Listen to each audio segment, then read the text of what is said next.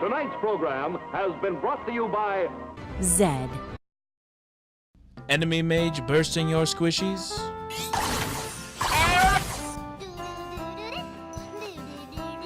ADC shredding your tanks?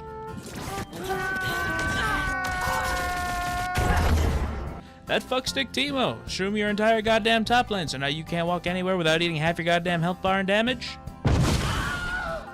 Have you ever considered assassination? We here at Zed's Assassination Hotline are guaranteed to solve all of your problems with precise and lethal force. Call 1-800-DEATHMARK-ADCs now and ask about our Duskblade of Drakthar special.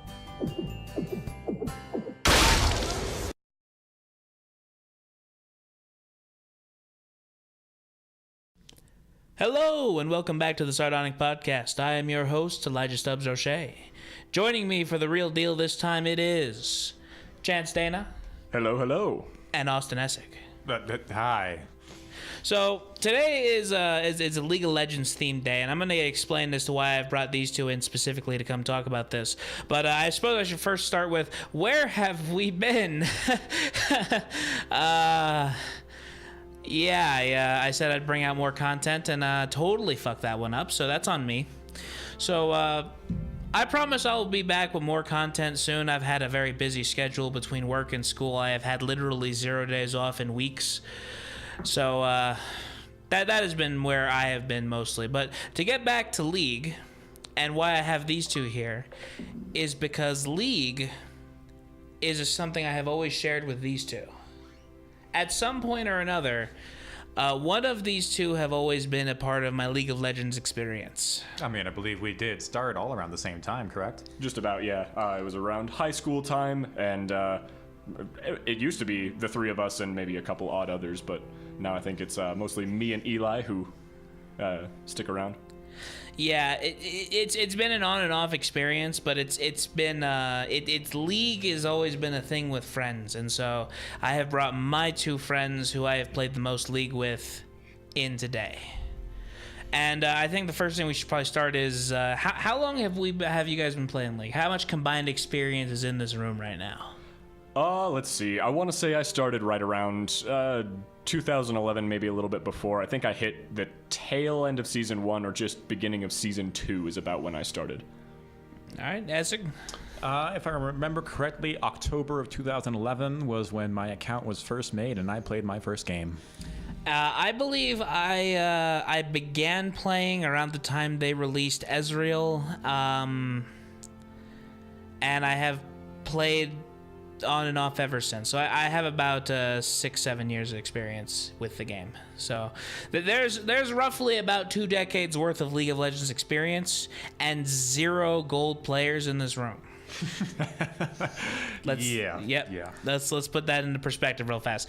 20 years of League of Legends experience and not a single person who's broken out of silver. Yup. I mean, like, how close did you get? Did you make it to Silver 1? I made it to Silver 1 promos. And then gave up. All right, Chance, you're at the bottom of the barrel. Yep.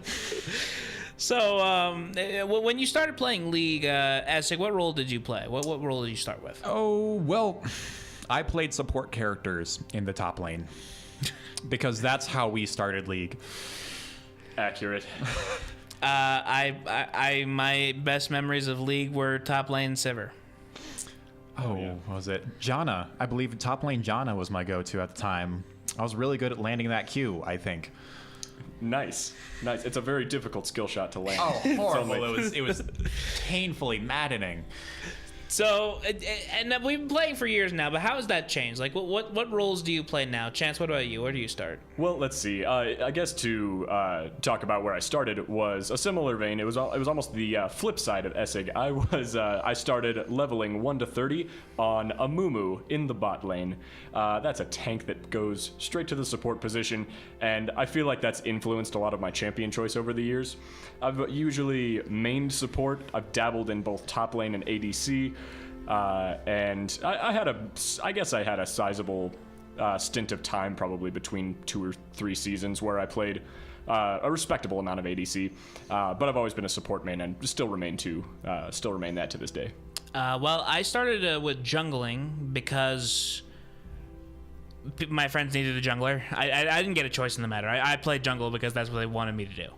Also because I can't jungle worth a damn. Someone to pick up the slack. You need someone to fill the role. So I jungled, and then I became a top lane player, and then I became a mid lane player. And like all 3 of those positions, I have developed a deep-seated bias against the bot lane. And we deserve it. I can't tell you how many times I have secretly raged after a game, like after everyone's disconnected. It's like, just fucking bot lane, just fucking feeding it again. I fucking can't deal with it. It's a vicious circle because I have those same terrible resentful feelings towards top and jungle half the time. It's always just a what is it? A blame game where you're just pointing at the next guy. No, it was his fault. And here I am. I just, I blame myself and I wallow in my despair and. That's perhaps the most adult perspective we have in the room as far as positions go. That sounds about right. To point your point though, I actually began playing a bit of support lately, because I love playing Pyke. It's a fun champion. Because Pyke allows me to steal my AD carry's kills and completely execute on everything in the bot lane without his assistance. They can't blame you for it either. Exactly. You get away scot-free. I could just win the bot lane by myself and not have to worry about them. The trick is to carry your ADC. That way it doesn't matter if you're matched with garbage. So I was telling a story to Essig before we came in today. I recently was playing some Singed top, and I'm going to get into my top lane fetish here in a minute. I was playing some Singed top against a Yasuo, which, went about as well for that Yasuo as you'd imagine. He kills my bot lane for a double kill, because my bot lane is, of course, feeding, because that's what they do. It's their job. It's their responsibility. What they do, and he gets that double kill, and this double kill immediately gives Yasuo the biggest sense of big dick syndrome I've ever seen.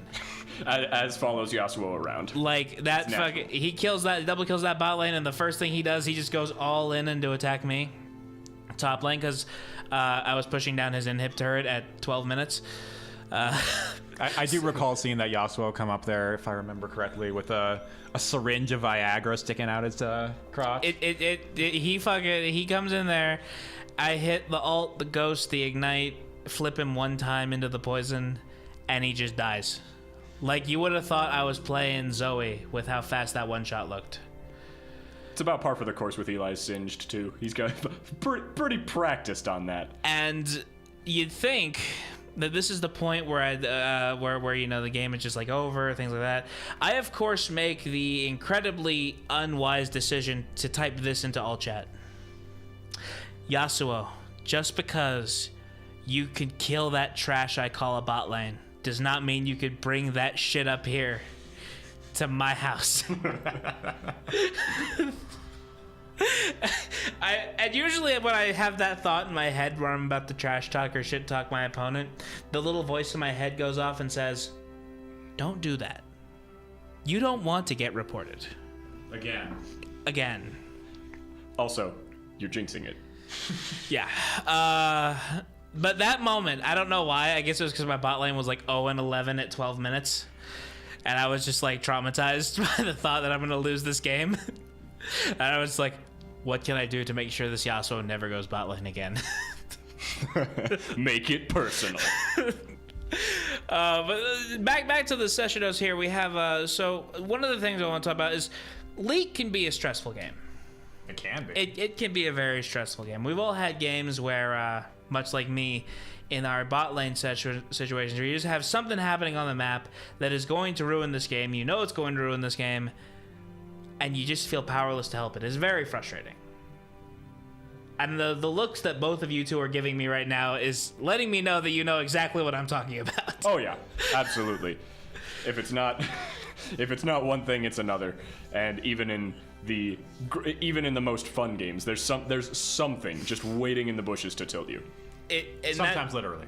That is that is one of the most true experiences I've had with League. So what I want to talk about is, through the stress of playing League, why did we keep playing? And I want to start with Essig here.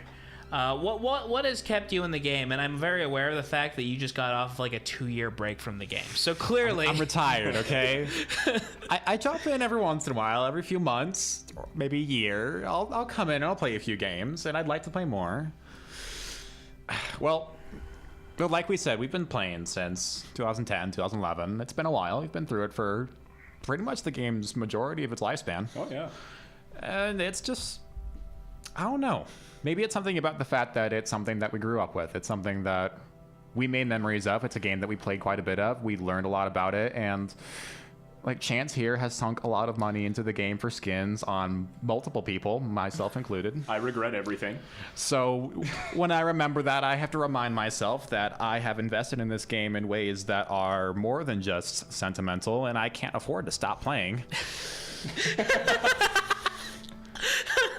I'm serious. When you look at when you send a support ticket to Riot saying, "Hey, how much money have I put into the game?" and they send you 4 digits, you have to ask yourself certain questions, such as, "Can I stop playing this game?" The answer is no.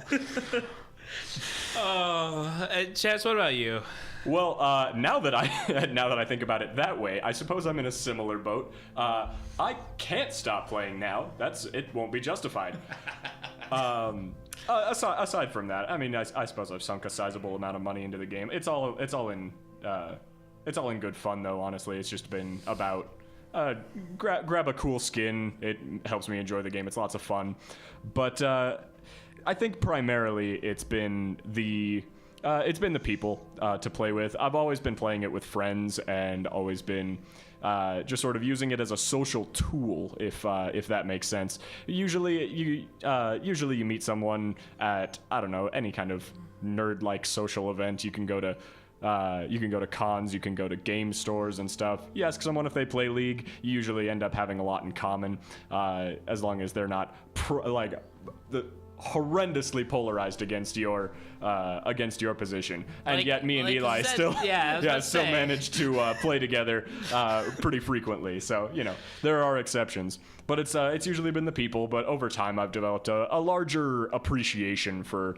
both the characters and the art style, really. And I'll admit, sometimes a skin does just get me in. A new skin does just get me into the mood to play League again. It works like perfect bait. I say, I need to play that. And so I go and buy the skin just like a sap, and then I get back into the game for a few more weeks. I have been in the same boat as Chance, really. For me, a lot of my friends play League. It's a great game to play with friends. And then the other part of it is that even a good League of Legends win is still one of the most satisfying game victories that you can get. Primarily like a carrying win, where you carried your team and you know it. Those ones feel good, but even just like a game that was like really close, where every like little inch meant something, where every misplay and every play had a lot of tension behind it, so you win that game and it's just like. See, I relate to that a whole lot more. It's been a very long time since I had a game where I felt like I carried. Yeah, I've also had those games lately. I've been playing the new game mode, Nexus Blitz. Ooh, I haven't gotten a chance to crack into that yet, but I'm We're very gonna interested. talk about that later. Okay. Don't worry. I have not put it in the session notes, but it's gonna come in there. Excellent.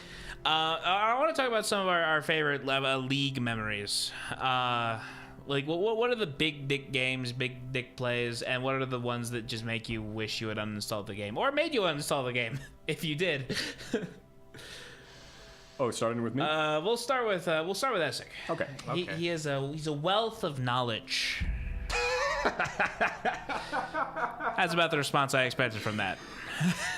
All right. Well, one of my most fond memories, and we're gonna have to tell a story to back this up, was, I believe we were over voice chat with Jake. And we can tell the story of meeting Jake and the process of this before I tell the story.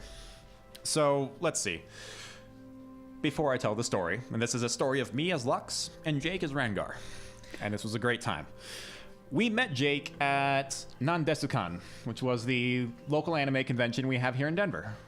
And it's something that I've been to a few times, and Chance is definitely a frequent visitor to. Absolutely, still going this year. Oh, we highly fact, recommend it. still- Shameless. Yes, go. Tickets reserved myself.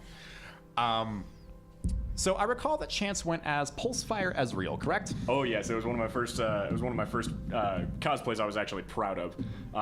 But that one still remains one of my favorite costumes. Ezreal's still one of my favorite champions. But Jake, we didn't know him at the time. He actually took a picture with me at the convention, as people do.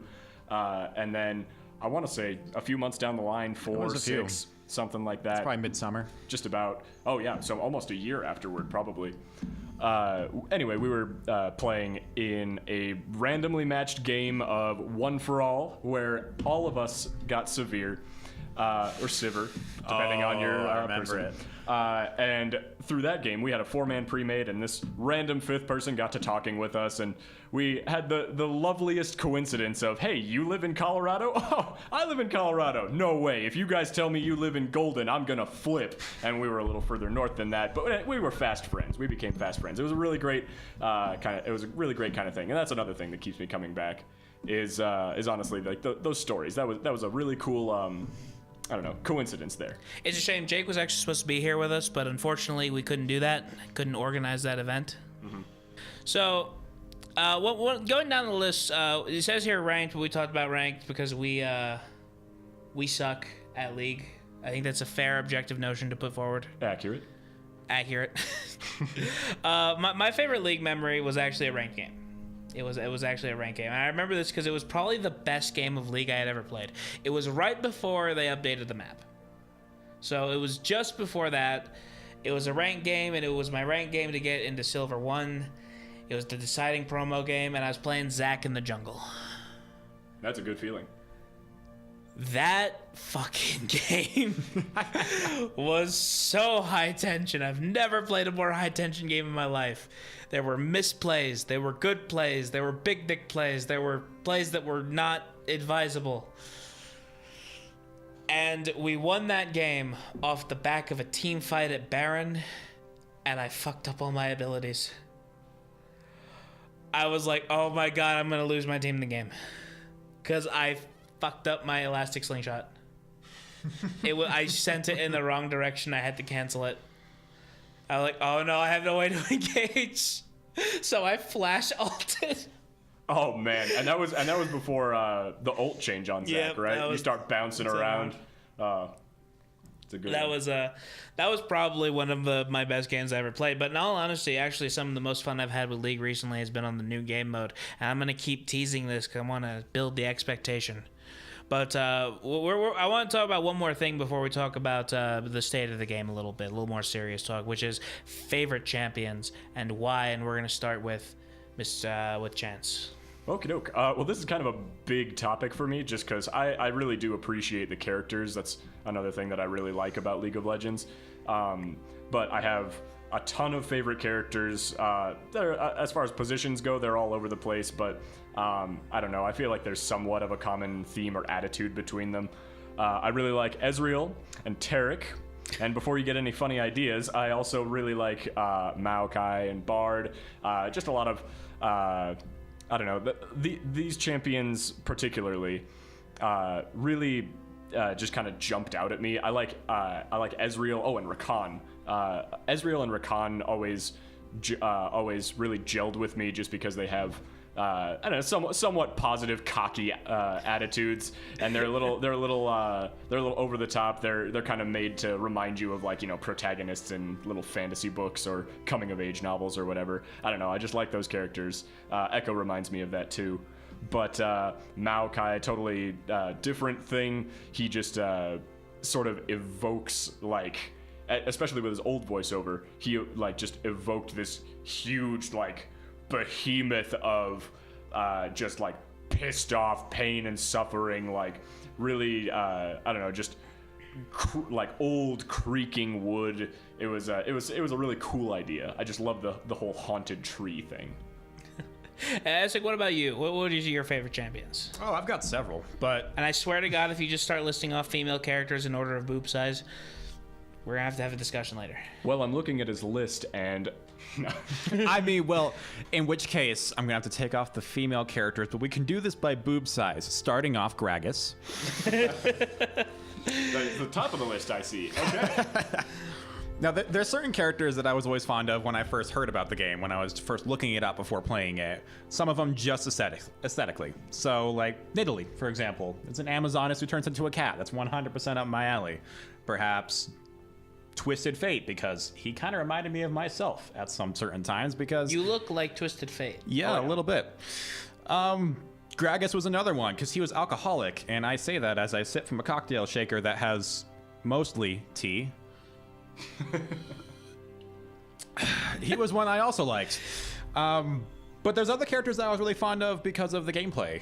When I first played Janna, for example, having the tornado, that was something that I found to be different. It was something I found to be strategic, being able to just build it up and try to catch your enemies unawares by making them think it's going to go one way, but really it goes another. That was a great way to start the game because I played her very early on. Then there's characters that were complex that I found to be difficult to play that I enjoyed as a result. Syndra, for example, all the various mechanics I could do using her orbs, that was one where playing her just became enjoyable because I had to think about it. Similarly with Diana, in which I had to be very quick and reactionary in order to get my combo with my Q and my ultimate off, which is no longer a thing, which makes it so I play her less. Oh, don't worry, you can still play Nidalee in the jungle. Yes, I can. Yes, I can. But there is one character that I always did go back to, and it isn't a complicated character. It's not a difficult character. It's just one that I always really liked, and it may have something to do with the boob size. Chance, you know I love Sona, right? Oh, I know you do. It's hard not to love Sona. That's true. It's hard not to like a girl who can't say no. Whoa. You know what? With the joke I'm about to make, I that's not even gonna be even. Oh no, we always there. expect the Welcome worst. to the podcast, everybody. No. So my favorite champions, and I like two categories of champions: flashy mechanical gods, and Singed, and anything that's like Singed. When I play Singed, there's this sensation that I just absolutely love it. You go in, you flank, you go 12 inches of rock hard Singed right into the back line, you spray the sticky stuff down, and right when they think they can get away, you just use your two strong hands and throw them down. And it ends most conversations. I do enjoy playing Singed, but I also enjoy things like Sivir and Victor. I like playing either really boring, uninteractive League of Legends, or I like playing flashy assassins like Zed or things like Yasuo. I would agree. I'm very polarized on either end of that same spectrum too. I really like those simple champions, and I really like the. Frankly, I'm shocked that you actually stayed in the room after I just said Zed's name, knowing your relationship with the champion. Don't worry, I'm hiding under the table, and it's somewhat some bit of cover. Zed, it doesn't matter. There is no covering for Zed. Zed, where? So we kind of covered the big basics here, but and now we need to really talk about the state of League, because it is not an unfair statement to make when people say that League is dying. League is kind of a dying game. It has a declining player population that you can just kind of see the effects of every day. And as much as I love the game, I've always kind of been like a diehard fan of it, and I usually usually side with the Rito shills on the big issues. But I think that's a fair comparison. Actually, I think I don't think it's a stretch of the imagination by any means. So and there's so many things that we could endlessly speculate as to why it's happening. It could be that it's an old game. It could be that it is. There's just newer, shinier shit that the kids are going off to go play. And I had this discussion with Essig. We were actually in Target recently. And if you go to the book section, there's Fortnite books. Hey, Chance, do you want to go play Fortnite? No. Cool, let's go play League. That's my sentiment on the situation. But I told Essig that Fortnite makes me feel old. It makes me feel like I've become an old person now. Because Fortnite came along, and now I'm suddenly doing all the things that old people do. I hate young people and their culture. I always I wax nostalgia about things in my life, and I'm 23. I should not be a piece of shit old man. This is not what I should be at this point in juncture in my life. And Fortnite's kind of doing that to me, and I think that Fortnite is part of the reason that I think League is kind of going downhill. But I think one of the other things, and this is the first thing we're going to talk about, is I kind of want to talk about the schism between pro play and casual play. So we've got 3 experts on one subject and no experts on the other. What are you talking about? I'm Challenger. Well, to start, who here do we think has the most experience with watching and being interested in the professional scene? I'd like to think that I watch it a fair bit. I think Eli actually is probably a higher authority on it, being that he watches LCK quite a bit more. Lots more mechanically gifted players, and they're usually a bit ahead of the curve as far as meta goes. I would actually say that Koreans aren't nearly as mechanically talented as people like to say. They're actually much better map decision makers. Okay. Gotcha. Korean League can be really boring. But as a whole, I think that the problem with the amount of impact that the professional scene has had is kind of a two-way street, because League made professional gaming a thing. It's fair to say that it existed beforehand, but it never had the same clout or brevity that it had until after League. I think it's accurate. I don't think it's the sole contributor. So, you still got your big titles like StarCraft, and then some of the bigger shooters out there. CSGO has been going forever.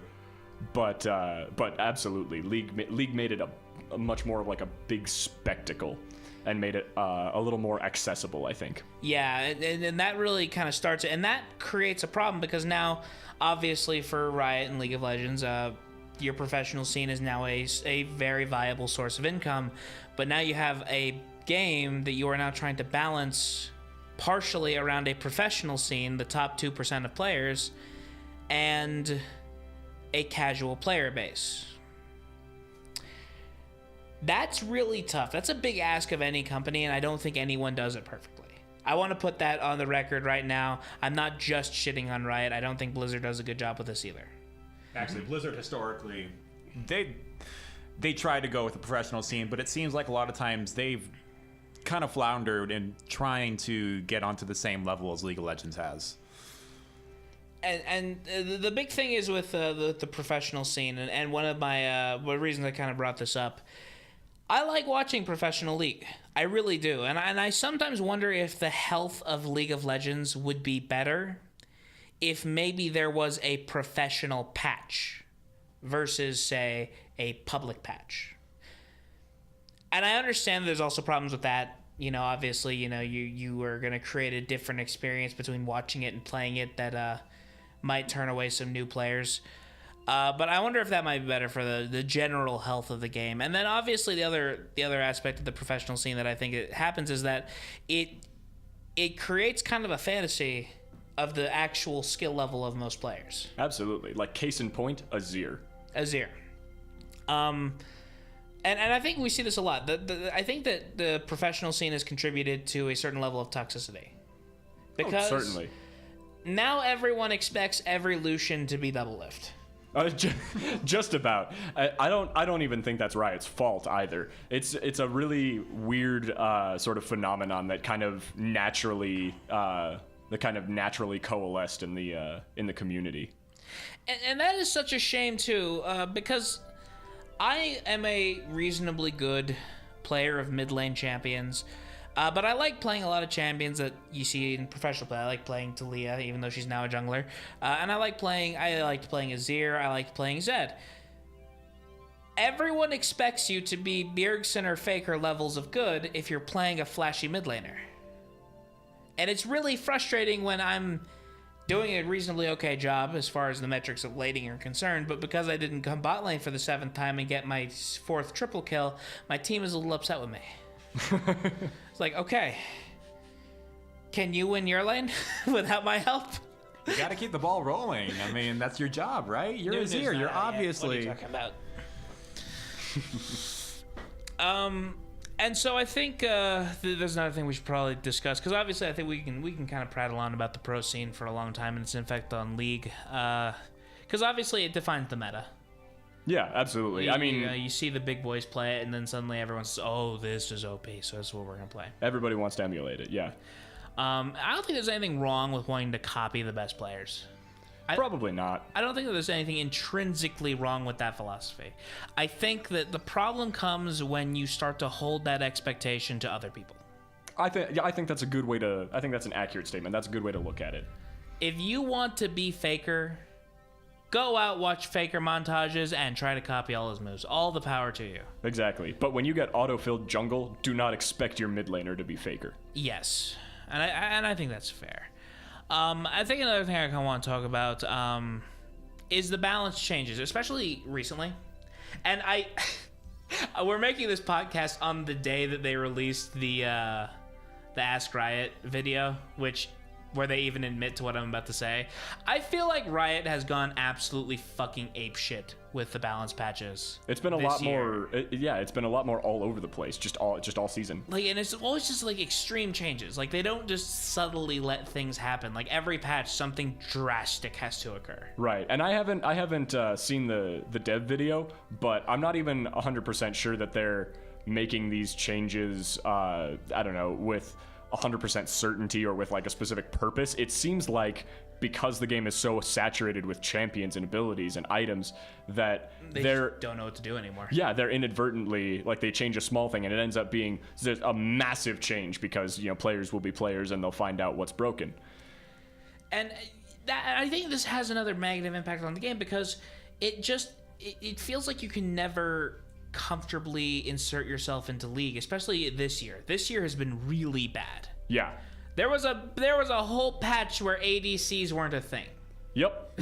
AD carries ceased to exist for a patch. They just weren't worth playing, and that's a whole class. I'm a bit biased because I used to play it, but I still think that's pretty crazy. Yeah, that's a little over the top balance change. Mm-hmm. That is a little bit too much balance, I'd say. And of course the response to this was to strong arm it.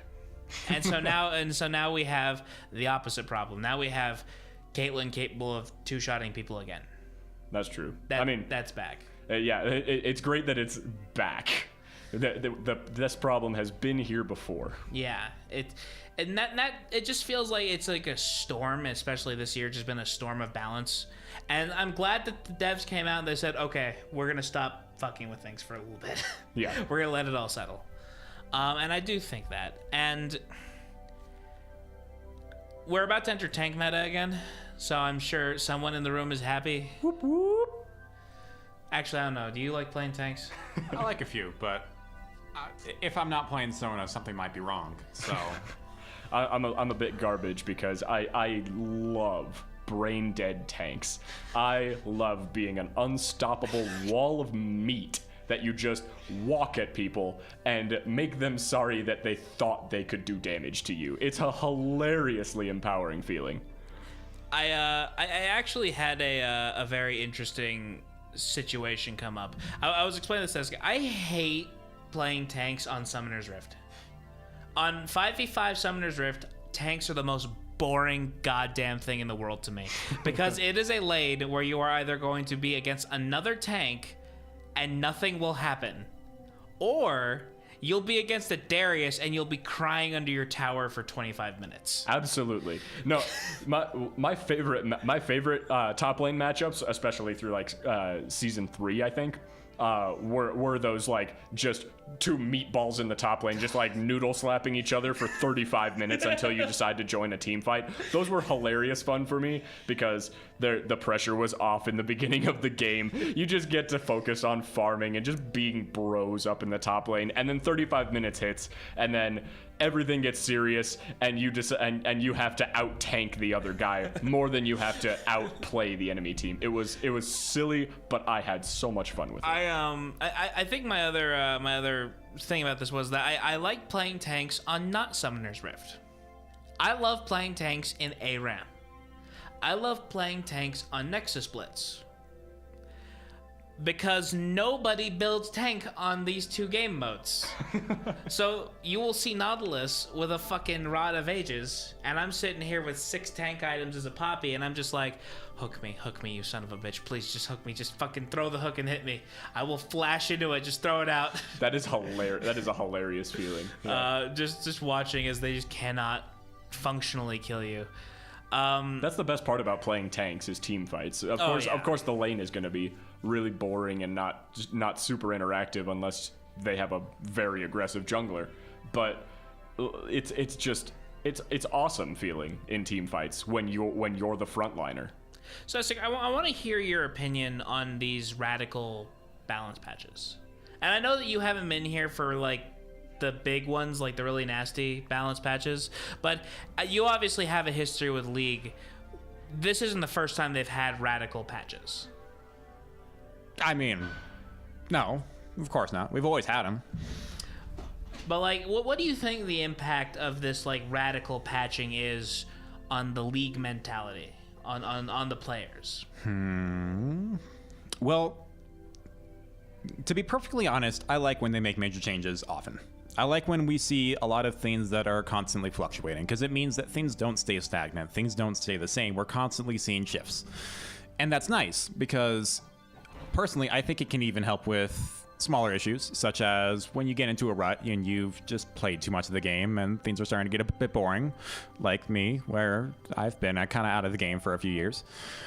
Other situations where, like we were talking about with the professional scene, where you'll see a lot of people who just expect you to play one champion and play it exactly like Faker, exactly like Doublelift. You're going to see more changes in that. People aren't always going to be playing the exact same champion for 2 months straight. You're going to be seeing more variety. Now, that also means that sometimes if there's a particularly egregious patch, then you might end up playing a champion and find that no one wants you to because they got nerfed bad and you didn't hear about it. Ugh. So They're it's nerfing my singed. Yeah. Oh boy. I'm sure you'll manage. Don't worry. That's a lot of fucking damage that they're cutting off him, dude. True. They're cutting all my early game damage sources in half. Yeah, and Essig makes a good point about liking that. I don't know, liking keeping the game fresh. The problem this year, I think, is that we've sort of wandered to the opposite end of the spectrum there, where even pro players, like, it's their job to practice these champions and to find effective builds and strategies for playing the game competitively. And even pro players have sort of echoed the sentiment that the game is changing too wildly or unpredictably, where your entire champion pool can become irrelevant almost overnight. And then also just like off the wall strategies where you have funnel strategies. That was This is a real thing where you have Faker, the greatest mid laner in the world, playing Taric. Yup. Support. And giving all of his gold to the jungler. To a guy who's not even... We know Faker can play Yi. Yeah. Like, that's the fucked up part about this whole situation. It was so weird. Like, looking back on it, and I can say looking back on it because I think that we're still navigating away from funnel comp, and it's not 100% dead, but it's mostly dead in my opinion, I think. Yeah, I haven't seen it for a while now, so I think it's fair to say that it's gone. Yeah, but like looking back on it, I do enjoy it for anecdote's sake, but it was absolutely unfun to play as. It was unfun to play against. It was such a weird change that made almost everyone universally very just kind of apathetic or just disappointed in the macro game. Yeah, and I think that's a fair point to make. And you brought up a good point about this idea of fun to play against versus fun to play. Because there's a champion in League right now that is very well known for being absolutely unfun to play against. There's a few. What's the mid lane mage who's known for it? Oh, absolutely Zoe. Oh, yeah. But I like her. Listen, as a character, I love her, and I honestly don't hate her abilities, but I will definitely admit that when you are losing a one-on-one matchup against her particularly, it feels absolutely soul-crushing, because you just get frozen for up to 8 seconds, or maybe they've reduced it since then. But last I remember, it maxed out at 8 seconds, and then her next ability is amplified against you, and she just, boom, one-shots you. It's a terrible feeling. Hilariously fun to play. Terrible feeling to play against. And here's the thing about Zoe. Zoe is such an interesting champion, and I think that this is where I'm going to break into what I think is my real theory as to why League has become intrinsically unfun. So, League, people are leaving it, and the League mentality is very negative. And it leads me to believe that people are not having fun with League anymore. And that is a very interesting... That sounds like a very basic idea. Like this idea of fun in a video game should be very important, things like that. But it's something that I think is really hard to really kind of capture and capitulate. Because League has become a game where I think fun is now dependent on execution. I would agree. So, and here's my evidence. Let's look at some of the past champions. Zoe. Zoe is defined by having a really high moment in her gameplay pattern, where she one-shots you. That is a very fun feeling for a Zoe player. Sucks to play against, but it means that in order to have fun with Zoe, you almost have to be able to do that, to land that consistently, and that's not the easiest thing to do. Especially if you're playing against an unfavorable matchup or just anyone a particularly who just good player. knows, a good player can just play against it well. And that can feel really bad because now you feel like you're losing and you're not contributing because you can't execute on your win condition, and they've funneled so much of the idea of fun into your win condition. Another example is, I think, Ornn. Ornn is a character who is a tank, and so he does all the things that other tanks do. But look at what he has to do the things other tanks do. Maokai has buttons that he pushes, and people are CC'd. There's not a lot of thought process. Nope. Ornn has extremely long-range engage that requires a setup a little bit. His E-dash knockup that every tank seems to have nowadays requires setup that he has to do himself. It's this combo ability. But again, if you're not like I see Ornns who will Q and then immediately E and not wait for the pillar to pop up. And they miss the pillar and then they wonder why they can't do anything. That's not just because they're bad players, but now they're not having fun playing a champion that is a tank. Tanks are supposed to be a little brain dead. And Ornn is a little mechanically complex, and they've channeled so much power into him if you execute on him properly that if you can't do it, it doesn't feel fun.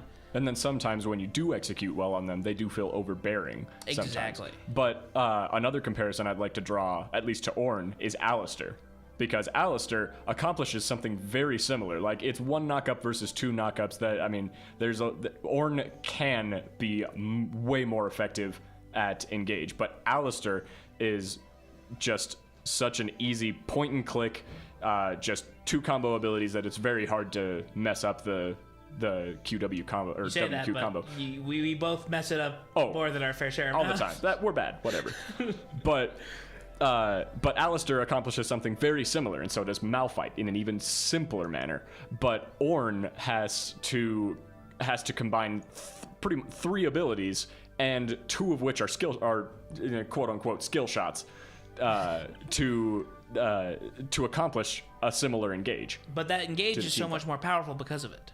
It's true. Because of how his brittle factor works and all these other things. And I think this is a problem because you have put so much of the idea of fun into executable win conditions on champions, and these champions are overbearing. It feels like every champion was designed like Zed. Yeah. Zed has the same function. He's unfair to play. He doesn't feel fair to play against when he's executed on well. And his whole kit has been levied into this idea of this is how you play it in the combo sequence and to execute and to win. When you get an assassination with Zed, it feels good. Like, it really does. When you walk up to an AD carry, you hit all the abilities, hit all the skill shots, press the R button again, you're out of there. Cool guys don't look at explosion style. It feels amazing. That AD carry is probably crying into a pillow somewhere, but you feel good. When you fuck up, or when you're in a bad matchup, or when you're against a good player, playing Zed feels miserable. I think I've said it before, like, when you play Zed into Vladimir, you want to fucking end your existence. Yeah, that's part of, I don't know, there's a whole host of different problems as far as champion design goes, but there are a whole lot of picks that feel really, really feast or famine. And if you are not ahead in your matchup, like even if you're going even in your matchup, you can essentially be behind because you're not capitalizing effectively enough to to meaningfully fight your lane opponent or some other person on the enemy team. And that really does come back to this idea of now we have this idea that fun requires you to be able to execute. To be able to execute means you have to be good, and that oftentimes means that either as a byproduct or as the goal of fun is now winning. And I feel like that's not a good place for a game to be. I feel like you need to be able to have fun while losing in games. Yeah. That is not what I feel from League anymore. And I think that there's a lot of things that go into it. And I think we talked about a lot. We talked about the pro scene. We talked about radical balance changes. And now I really want to really hedge in on this idea that now we have this execution-based fun gameplay. You've recently gotten back in the League. Yep. Yes, I have. You have played how many games with me? Like 6, 7? And we've played a variety of picks. Yep. We'd completely fill. Did whatever it gave me. And how would you feel that, like, you played the new Warwick? I did play the new Warwick. I was very happy to see how my new Grey Warwick skin looked. And did you feel that maybe he's become a little bit more execution dependent? Yeah, I mean, his abilities aren't as simple as they used to be. He used to be a completely point-and-click champion. You didn't have any skill shots. You didn't have anything that you really needed to be masterful with. You just had to get your ultimate, click one button, click the next button, click the third button, and just auto-attack them until they died. That was all you needed to do. At this point, now you're actually having to time yourself out a bit. You're having to use your speed buffs and speed boosts in order to get to the right positions. You're having to make sure that you ult past the enemies you don't want to hit the enemy you do want. You're having to actually think about some more details. Now, when it goes well, it feels good. Oh, it feels wonderful. It feels so satisfying. But when you whiff your ultimate and you're in the middle of enemy champions... Or, in worst case scenario, I hit the tank. I would say that hitting nobody is that's worse. Yes, feeling that's worse. because they have that extra animation for whiffing. But when you hit the champion that you're now locked into hitting someone who's not taking your damage and everyone around you knows that you're just going to sit there and die. Yeah, and this is what it is. And Chance, I want your opinion too on this. Like, do you feel that there's an execution level now to League that just didn't exist prior? Yeah, and I think it's... I don't know. I don't want to attribute it 100% to the pro scene, but it's like broadly speaking, balance changes and new champions have sort of been feeding into the mindset that succeeding in a competitive sense is the more important thing out of the game, or that a player would get out of the game, as opposed to having fun playing their champion. And I guess on the point of Warwick, I really do like his kit redesign. I think it's really great. Granted, it's way more high risk, high reward. But it's really tough because when he was particularly strong, just a bit after his re-release, he felt great to play, and he didn't feel particularly overbearing to play against. Except in a few niche cases. There was some wild lifesteal and some stuff that was a little weird to deal with. But broadly speaking, I think he was very sensibly redesigned, but has since sort of fallen in as sort of a byproduct of the meta right now, where he doesn't really feel that successful to play anymore. And because you don't feel successful when you pull off something, it's just not fun. Yeah, and you brought something up here that's actually another thing that's kind of important to talk about, is we were discussing champion redesigns, and that we don't necessarily dislike any of the champion redesigns. I think all of the champion redesigns and what do they call them? Visual updates? Champion updates, have all been really well done. I don't think any of them have been terrible. They've all been needed. I think some of them were better than others, but I would say that all of them since, Scion have been well done champion updates. Yes. And which makes it so hard to criticize what we're criticizing, because we're criticizing something for being good and we suck. Right. That's fundamentally what we're doing. I don't know. But it's important to remember that most players of League suck.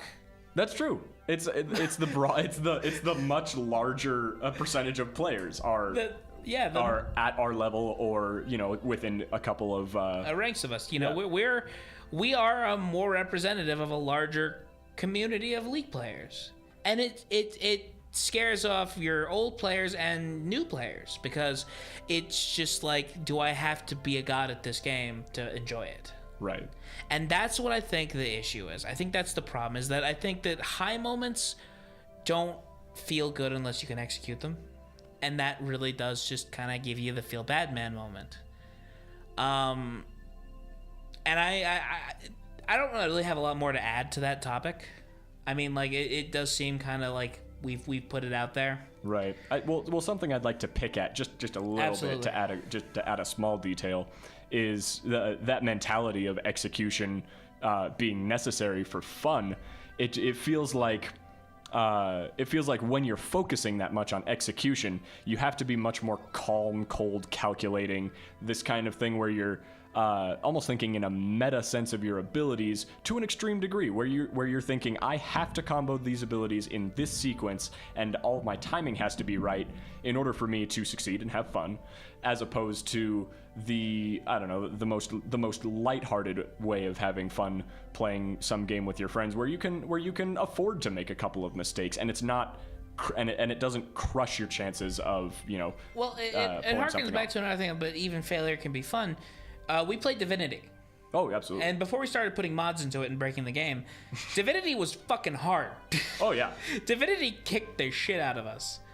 Like, we remember playing, we went on the beach, and we're like, oh, it's crocodiles. We can fight crocodiles. And it fucking teleports on top of us. Yeah, catch you way off guard. And like, whoa, why is this crocodile fucking teleporting? That was an amazingly fun part of the game, too. I attribute most of that to the learning curve, but it was hilarious when things like that occurred. And there's something about this sensation of you lose, but you learned something for you took something for, or it was just still an enjoyable experience.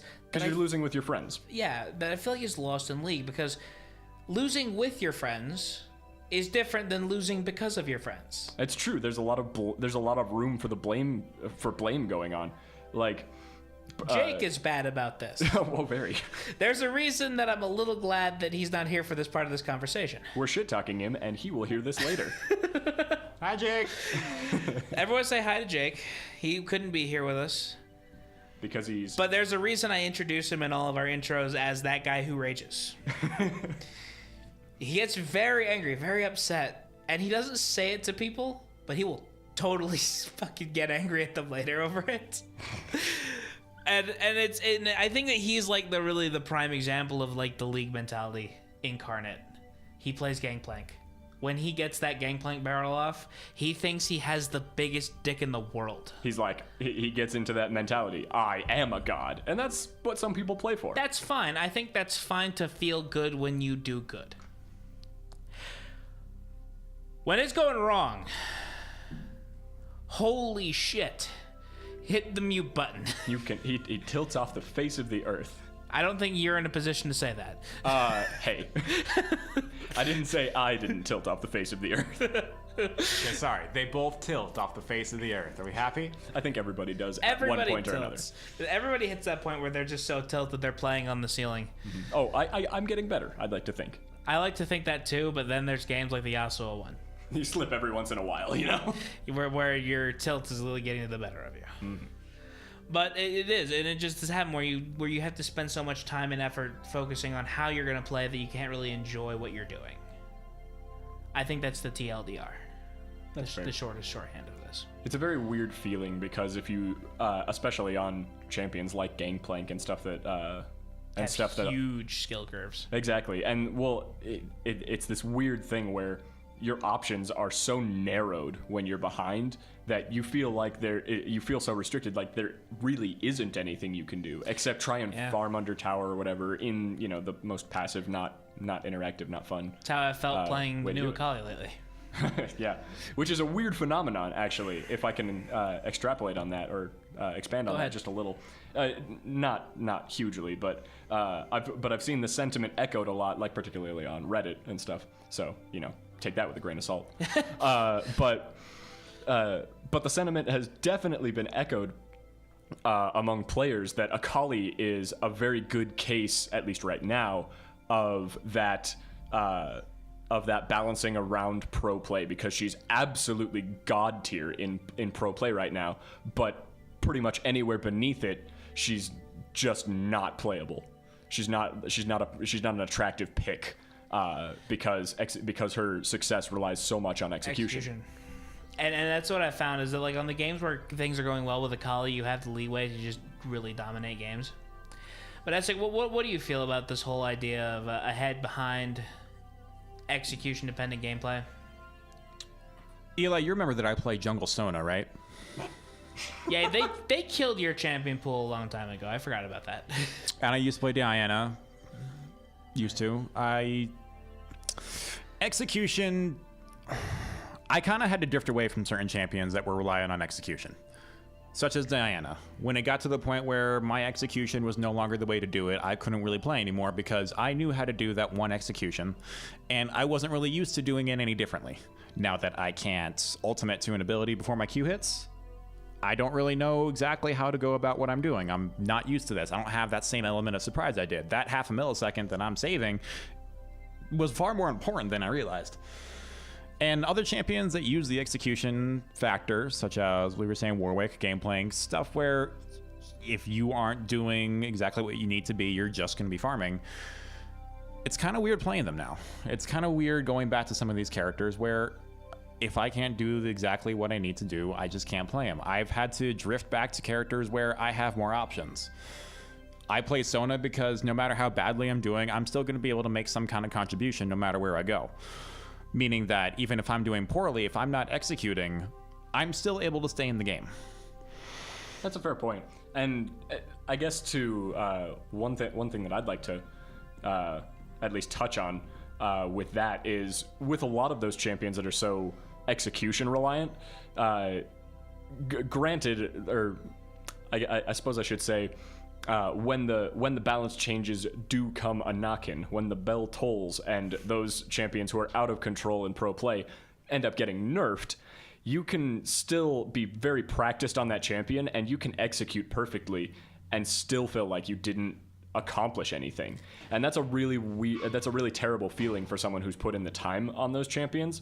But it's almost like a symptom of that mentality of balancing champions against pro play and making them so execution reliant, is you're kind of pigeonholing them into one thing that they do, and if they're strong, they feel great, and if they're not strong, they feel awful. Yeah, nothing is better than being really good with a mechanically complex champion to have Riot kick that champion in the dick, so that now you can perfectly execute on the play and do nothing.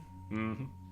I get that feeling, and I don't want to shit on Riot too much. They have to balance 140 champions. They're never going to do it well. Right. It's almost like you almost can't be mad at it because this has been essentially just architecturally designed. Like the game, it was almost an eventuality. The game was going to get to this point. Yeah, and now it's hit this point, and now we have to kind of, reflect a little bit on this because the game's almost hitting critical mass. Yeah, in a sense. We've hit the point where now the balance changes are too much of an issue. Now you can't make a small adjustment without it having huge waves. Yeah. 5 AD on Infinity Edge, and now 12 champions are suddenly overpowered. Right. It's such a weird thing. It's such a weird thing to wrap your head around if you're, down here in the silver boonies like us. But like, I'm sure pro players see it coming. They're like looking over the patch notes, 5 AD onto Infinity Edge. Excellent. I know where I'm going to go with this. But a lot of the League players in the general community, they don't think that way. Yeah, it's like 5 AD on Infinity Edge. The fuck do I care about that? And I don't. But then you see Double Lift play, crit Lucian all of a sudden, and it's overpowered, and you think, oh, I can do that. Exactly. So I got two more hits to do now that we've really talked about the state of the game. And the first one I want to talk about is Nexus Splits. Ooh. So you haven't played it, Chance. No, I'm very interested. And Essig, you have not played it. Nope. So I will explain Nexus Blitz as best I can to you two and explain why I think it may be the thing that saves League. Nexus Blitz is everything that I want my League games to be. They're short. And I mean hard-capped short. Like, the game actually fucking ends at a certain point. Oh, that's pretty nice, actually. So, actual short game. That's actually that's one of I think League's biggest weaknesses. And I think I'll explain exactly why or how that happens. The way they do it is pretty sweet. Okay. The second thing that occurs is it is a small claustrophobic map with lots of things happening all at once, with a lot of traditional, like, it allows you to play all the things you enjoy playing in regular Summoner's Rift, but in a more compact module. Okay. So do you want to play support with an AD carry in a lane? You can do that. Do you want to play double assassins in a lane? You can do that too. Do you want to play 3 AD carries? You don't want to do that because everyone likes to play assassins in this game mode. Let's just cut that one out right now. You want to play a big meaty tank along with, say, a mage and AD carry? You can also do that. So basically what it is that there's like 1.5 lanes. They're technically 2 lanes because there's 2 waves of minions that clash, but they're so thin, the distance between the lanes is so small that it sometimes just kind of feels like one big lane with 2 waves of minions crashing. Okay. There's 1 bush that separates the 2, and it's absolute fucking anarchy because whoever controls 1 lane will just take their people to the other and 3-man the other. It's like 5-man bot, but at like 3 minutes. Okay. Is it a 3v3 game type? It's a 5v5. Oh, okay. And there's 2 junglers. And the jungle, there's your side of the jungle, but all the buffs and all the money items, all the objectives are in the center. Ooh, I like it. So you have to fight 2v2 jungle. Oh, except it's not 2v2 because remember the lanes and the jungle are right next to each other, so people can run from the lanes. It's just like you can get, it's just complete fucking pandemonium. And it's so much fun because it's just like, all the thought process of map movement is just not there. It's just shit's happening here, time to go. That was one of the fun parts about Dominion, that old game type that no longer exists. This feels we better had quite a because bit of fun. it's more compact and Right. it has the traditional objectives of League of Legends, which is capture the enemy nexus. Mm-hmm. It's not get points, it's not do all this other stuff. It is a smaller version of Summoner's Rift, more compact, smaller, with more chaos, and it's much more fun because of it. The other thing they do is they have events. During the course of the game, random events will occur. I love that idea. And these events create more chaos on the map. They create the necessity for you to go do things. And some of the events can be a little... There's the King of the Hill event is a little bullshit because sometimes it will spawn the hill basically right next to the enemy spawn point. So you're like, okay. I guess they just get it. I guess they're just going to win this one. So that one can kind of suck. And I think they said they're working on making sure that stops happening. But they have King of the Hill, where a point will spawn on the map, and it's a fight, and it's a small spot. Like, I think it's the size of the Barren Pit itself, a little smaller.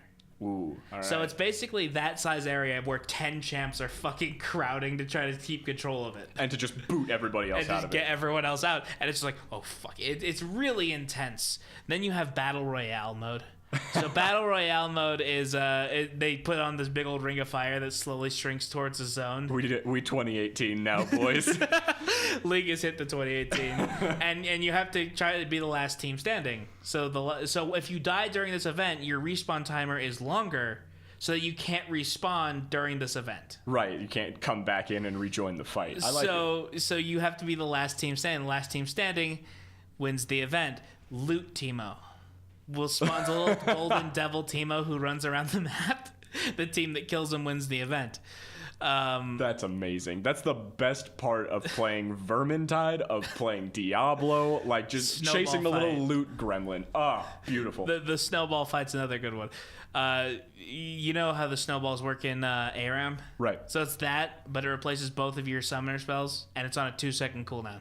Do you have like 2 independently cooldowning snowballs? No, it's just 1 cooldown. Oh, okay. But 2-second cooldown, you just throw the snowballs, and whichever team lands a certain number of snowballs first wins the event. Now, winning the event grants your team a bonus.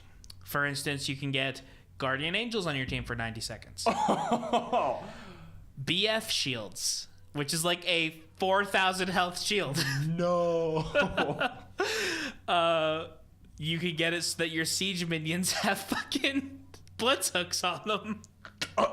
That's amazing. I have a great story about the blitz hook. So I was playing a Kali, and I was about to assassinate this Lucian. So I dive in 12 inches deep on this Lucian, and the enemy minion wave comes up with a siege minion, and it fucking hooks me away from the Lucian I was about to assassinate. Oh my god. Under the enemy turret, next to the 11 and 3 Zed. Feels bad, man.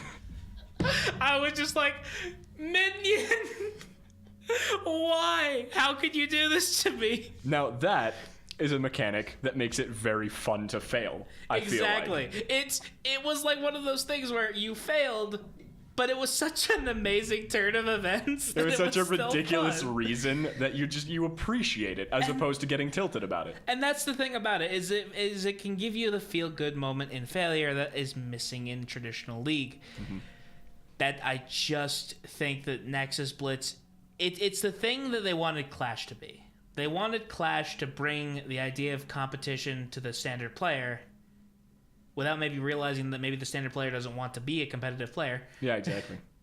Nexus Blitz, that's the fun. That's where the fun is. It's like we've been looking for this. It's the fun of Fiesta gameplay without getting, at least yet, without getting really stale and I don't know, kind of like All for One was, where like only a handful of things are obscenely strong and it's not fun to play against. But with this, it kind of tempers that. Yeah, and like I said, it seems like there's enough. It's like playing on Summoner's Rift, where there is no one overbearing strategy, just, good counter picks. Mm-hmm. Because this is blind pick, you don't counter pick. You just kind of go in, and sometimes you have games like the game where we had Twitch and Jinx versus Zed and LeBlanc. That wasn't exactly the funnest game. Right. that went pretty south pretty fast. What was that, like 47-6? Because like I said, it's just it accelerates everything. Everything is there. Another part about Nexus Blitz's fun is they brought back old items. Ooh, like what? Veil of Shrouds. Really? The AP assassin item that gives you a spell shield when you hit an ability. Oh my god. So Fizz has been having fun with that. Oh god, I'm sure. Deathfire Grasp. Yes!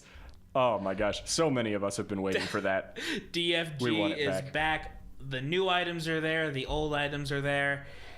It's a big old nostalgia trip for some people, but it's just like, and all the things from Summoner's Rift are there. The Rift Herald is there. Red and blue buffs are there. All of your camps are there, but they've been souped up to supersize because there's 2 junglers now that have to duo the camps. And everybody's in such proximity that it's probably more likely that you'll have someone else coming to fight them, or at least fighting around them. Everything is, it's fighting over everything on a super tight map. That's what Nexus Blitz is. Right. And it's tons of fun. There's honey fruit on the map. There's blast cones. There's scryer's orbs. Again, like I said, every element of Summoner's Rift is there, but smaller and more chaotic. Now, I told you earlier that they will hard cap the game. At some point, and I forget how many events have to pass before this occurs. I think it's at the 20-minute mark. They will run the event, which is where your Nexus grows legs and arms and walks. What? So it spawns a Nexus minion is what it's called. It's this giant Nexus on top of a giant minion. That's the best thing I think I've ever heard. And they walk down the lane, and you could be losing. In fact, 2 of my 3 wins came from this event, where the enemy team just overextended, we killed them, and then we killed the Nexus that had walked into our base. Oh my god. And that's probably gotta be one of the most feels bad man moments, where you lose because your Nexus walked into the enemy base. But yeah, my Nexus is inting. My Nexus is inting. That is, and like I said, it caps the game. It forces it to be a short game. Right. And it's a great design, and it's just, like I said, it's fun. It's a lot of fun in League that I haven't had in a long time. That's really nice to hear. One thing, because it's such a short game, I really like that as a change. I have some friends whom play League with me sometimes, but I've recently been playing Heroes of the Storm with them. And one of the things that they really like to mention, wink, wink, Chance, you should play more Heroes of the Storm with us. A nudge, nudge. They always mention game time in League. So I think it's really interesting that we have a more, like a very fun, shorter game time thing that fills that The other thing is they're not just putting this in the rotating game modes queue. They actually say they want this to be a permanent game mode. Yeah, I've heard that. They don't just want this to just be something that comes around occasionally. And I think that's a good decision. Me too. I think it's great. I think that this will probably have to replace Twisted Treeline. It's I think unfortunate. That's fair. We have to get rid of Twisted Treeline. But you know what? If I get to keep Nexus Blitz, I'll give up Twisted Treeline. Yeah. It's a normal thing that happens with other games a lot. It's... It's also... they made a new map for Nexus Blitz, too. Yeah.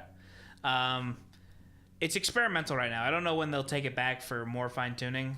But I know that I'm excited about Nexus Blitz. I want more Nexus Blitz in my life, and we are definitely fucking playing it when we get home. Yes. Oh yeah, 100%. That's something that's happening right now. we gotta make that game last long enough to see our turrets fight each other. Oh my gosh, I can't wait. All right, so this is our real last hit. This is the last thing of the evening, the new rework. Eli, we're silver. We can't last hit. You're right. You're right.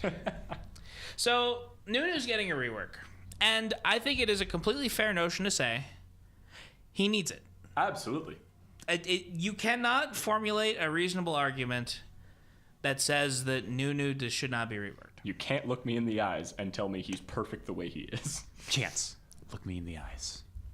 He is perfect the way he is. I don't believe you. I don't believe me either.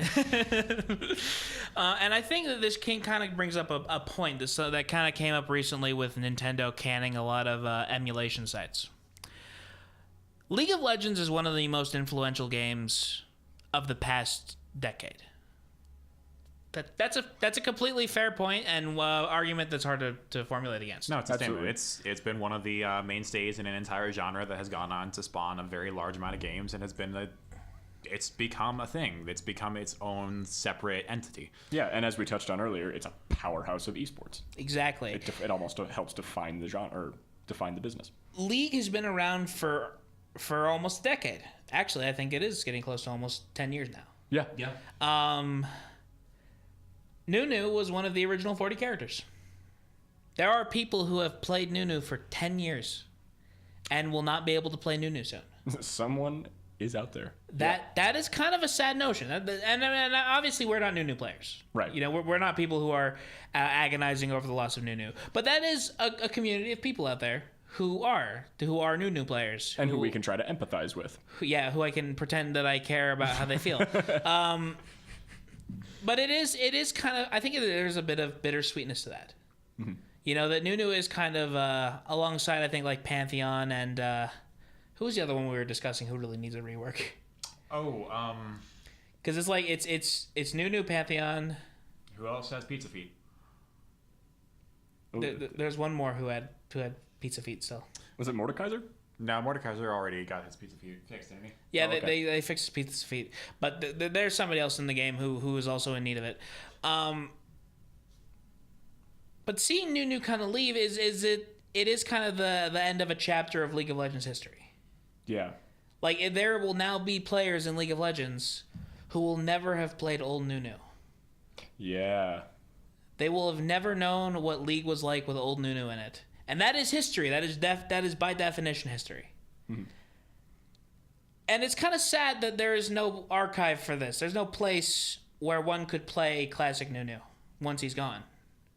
And this is something that came up in that Nintendo recently canned a bunch of emulation sites that video games are a thing that should have its history. You know, there is a history now to games. There are people who will be born who will have never lived through phases of the gaming culture at their peaks, at their points. There will be people who will be born into this world who will have never played Halo 1 on Xbox. Right. You know, that's a very real thing. I mean, but to be fair, they can still play Halo 1 on the Xbox. Can That's they not play something it on that's Xbox gone. Live with other players? Okay. That experience is now something that they cannot have. And this is what I want to bring up with the new rework is that, you know, is this something that we need to maybe think about? The culture and history of gaming? Should this be preserved? Should there be a playable build of League somewhere where you can play old builds of League? You know, broken LeBlanc patch, you know, 40-second Twisted Fate ult. Right. Should that exist somewhere? I think down the line, maybe. It's really tough to say. So I agree that there's a huge missed opportunity there, at least in regards to gaming culture and people who, you know, may not ever get to play that you know, Halo 1 on the Xbox Live. And I do feel like that should be more accessible. The problem is it's really tough to monetize that for companies that are in charge of the IP, and it'll depend heavily on your audience. With League, I really don't know if there will be enough. I don't know if there will be enough motivation behind that or enough support behind it. Something similar that Blizzard did recently, or at least is still kind of working towards, is a working. They call it a legacy server of WoW for people who want to play vanilla World of Warcraft before Burning Crusade or Wrath of the Lich King, any of the expansions. And a fair bit of people very excited about it. Like, there's a lot of people who just want to play classic WoW again and sort of revisit those good times that they had. And so if League stays, if League's longevity is extended by, you know, Nexus Blitz and their other efforts like that, I think it's pretty feasible that sometime down the line there will be enough support behind it that maybe they will. But if the game does sort of start accelerating towards towards the death of League, we might not ever really see that unless it's in like a desperation play. Essig, I want to hear about you. What do you feel about this idea of the culture of gaming and the loss of gaming history? Because you're obviously a big vintage gamer. I mean, yeah, I've got a couple of those kind of ancient, somewhat pricey things. A couple dozen. Well, one of the things, it's going to happen. We're always going to see the game develop. We're going to see this history be lost no matter what we do, no matter what game you're playing. You're never going to have a situation where every build of every game is going to just be around. There's always going to be a situation where something's going to get lost. Something I used to do a lot for, let's take World of Warcraft, for example. Right around when Cataclysm came out, that was one of the big changes where we saw a lot of players start to get kind of upset with things that were kind of being lost. Massive changes just all over the place. But with that came private servers.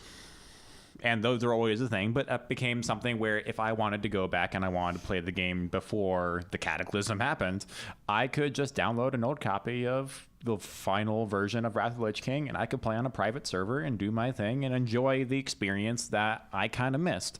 And then I could go back to playing what's current, what's new, what's World of Warcraft currently. And that's something where if Riot doesn't make it, part of me does hope that someone out there is able to get the code needed and get the technology working to make their own private session of original League of Legends. Because somewhere out there, someone has to have that file. Someone has to have the data of what the game was before changes started happening. Somewhere out in the ether. Yeah, well, while that's true, I think that that players for WoW had that opportunity because games weren't as, I don't know, finely developed as they are now.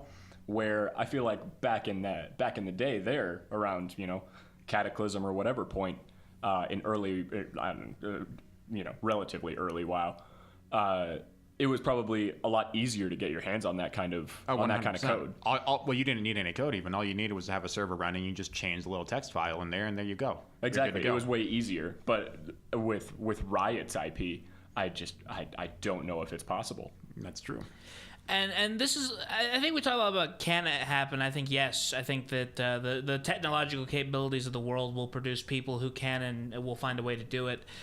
I guess what I really just want to say is gaming is a culture. It's a heritage. It is a part of us. We take a lot of pride in growing up with some games. Yeah, like games mean a lot to us. Yeah. And a lot of the people that seems like a really foreign or maybe just kind of a strange concept that a video game can mean so much. But I've made life decisions because of video games. I have changed my whole mentality on very important political, socioeconomic structures and discussions because of things I learned in video games. I met some of my best friends through video games. Yeah. Video games mean a lot to me as a person. And I guess there is just this sense of sadness that they change, and I lose some of those things from those times. Right. And Nunu, yes, he is a relic of a day passed in League. He does no place in modern League formats. But he's still a piece of that old League of Legends that, introduced me to my friends and really got me into computer gaming. I built a computer to play League. Yeah. And he's gone. He's going to be gone soon. And that is it's something that's just kind of strange to think about how much this kind of upset me, and I'm not a Nunu player. Yeah. I did not play Nunu. It's a really weird feeling to look at that and be and feel that that sadness too, because by all metrics it looks like a pretty good rework. Yeah. At least as far as I'm concerned, the theming, his abilities, everything just looks awesome. And they even made sort of a love letter out of updating NunuBot, because Nunu players love that skin. So it's really hard to say that you feel bittersweet about it, because they're doing a good job with it. It's just that loss of old Nunu and the sentimental attachment that you may or may not have with him.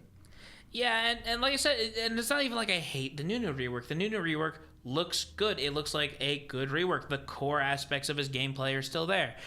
The things about his gameplay that they wanted to rework to be better are there. His W is now a real ability.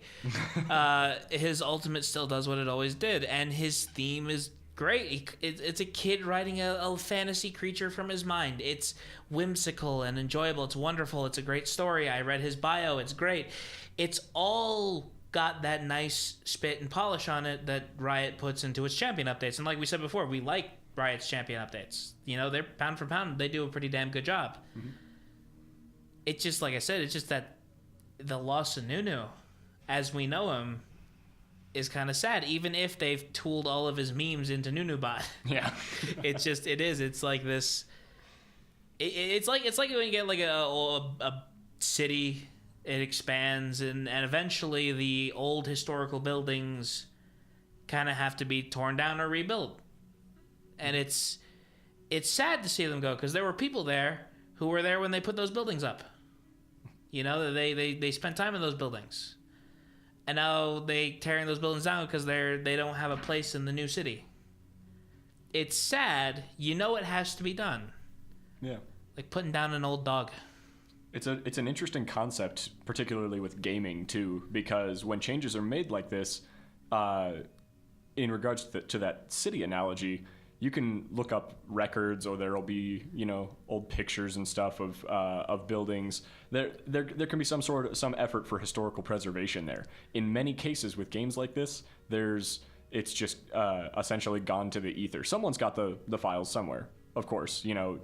There's still an old build of the game deep within Riot HQ or something like that. But for the general public, the only thing you'll be able to get of old Nunu is probably old YouTube clips and images, pictures, things like that. Yeah. It is just it is such a weird thing. It's just not as preserved. Yeah, preserved, at least in an engaging format. Yeah. And that's just, it is weird to talk about. Like, we're talking about a video game character with the same kind of, like, historical reverence that people will give to 9/11. I don't think reverence is probably the right word there. Well, no, because historical reference is like The concept is sound. you're right. There's probably a better vernacular to use than that. The word reverence and 9/11 shouldn't probably be used in the same sentence. Yeah. I'm really glad I got to end this episode with a joke that sit well. But it was really nice having you guys on here, and you guys don't have stuff to shamelessly plug the way Jake does, so I get to skip this segment. That's a really good thing. I'm sorry it's been a while since we uploaded our last video. I have 2 in the works. I promise they'll be there soon, and I promise to get back on my high horse and start making shit for you guys again soon. Check out the Sardonic Podcast on YouTube.com. You can find links below in the description. Twitter, you can follow us there. I don't have other forms of social media because I hate social media. Also because social media seems to think I'm a bot. That's a sad day. He exists only on the internet. But it has been good talking with you two. We're going to go get lunch after this. Fuck, I'm hungry. Or dinner. It's 8:20 p.m. where we are. It's lunch. We woke up late. It's lunch. But yeah, thanks for having us on, Eli. It's been nice having you two. It was nice checking out the studio. Glad I'm here. This is your host, Elijah Stubbs Roche. See you again next time.